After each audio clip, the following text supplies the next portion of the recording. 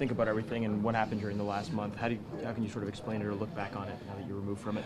I don't know. I think you still kind of stand here searching for answers, looking for answers. That's a disappointing thing. In my 6 years being pro, I've never really missed the playoffs, so it's a different feeling standing here.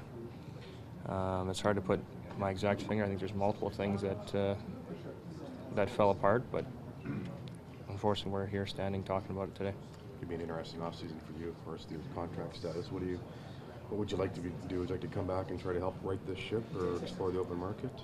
Yeah, I mean, you could speculate, or anyone can speculate. Myself, I mean, I can't tell you. I thoroughly enjoyed my time here. Couldn't be more than happy than the opportunity that I was given.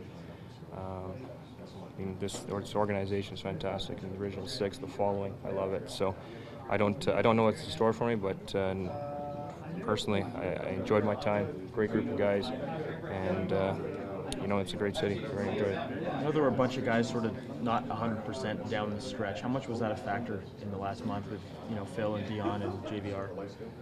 I think. I mean, yeah, it hurts. Of course, that it hurts, but no different than any other team. Every other team battled. At the end of the day, there's injuries, there's schedule, there's travel. You got to find a way to win. That's the bottom line. So those factors definitely weigh in on certain things, but at the end of the day, as I said, you ultimately have to find a way to win. Was it difficult as a teammate of a guy like James Reimer to see him go through all the stuff that happened through the media? Yeah, I mean, I lived a goal of controversy last year in Vancouver, so I saw a lot of that. I was impressed with how James handled himself. Obviously, these are hockey markets. It's not easy markets. We as players didn't give him much help back there at times. I mean, giving up odd man rushes and what have you. But yeah, he's a great teammate, great friend of mine, and obviously we'll see what happens.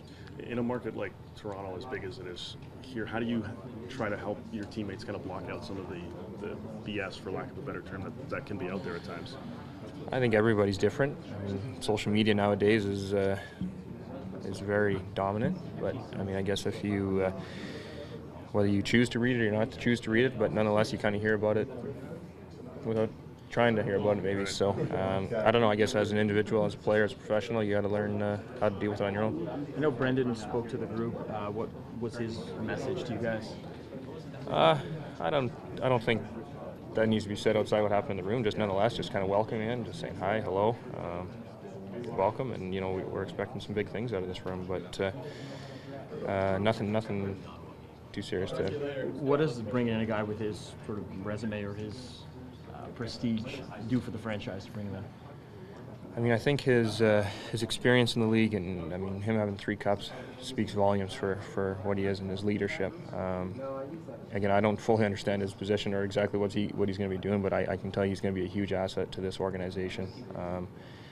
I met him for the first time this morning, so introduce yourself and say hi, and yeah, you see where things go.